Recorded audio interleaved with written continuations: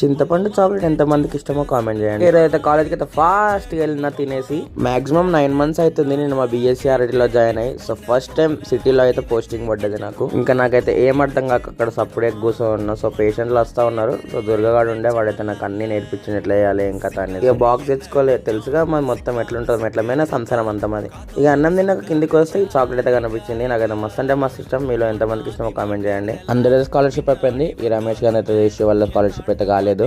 మేము కాలేజ్కి చదువుకోనికి వస్తే వీడు చూడండి సగం పడుకోనికి వస్తాడు. హాస్టల్లో పడుకోరే వీళ్ళిద్దరు మస్తు అంటే మస్తు పడుకుంటారు. ఒకటే పడుకుంటారు. ఒక డైలాగ్ ఉంటుంది, ఆ యుద్ధం కూడా ఆరి తర్వాత ఆపేస్తారు అని. వీడు అట్లా కాదు, ఎవ్రీ టైం స్లీపే. ఇంకా నా అనటమి డైరెక్షన్ ఉంటే మా గౌతమ్ గారికి అయితే ఇచ్చేసినాయి ఏమని. ఈ హైదరాబాద్ లో ఎట్లుంటుందో ఏమో క్లైమేట్ అయితే అస్సలు అర్థం కాదు. ఒకసారి ఎండ కొడితే ఒకసారి వాన కొడుతుంది. సో మస్తు అంటే మస్తు వాన కొట్టింది తడుచుకుంటాం. ఇంట్లో చికెన్ చేశాను ఎంతో ఆశతో పోయినా. కానీ మా వాళ్ళు అయితే అలసందకాయ కర్రీ చేసారు. ఇంకేమో తిని పడుకున్నా. సబ్స్క్రైబ్ చేసుకోండి.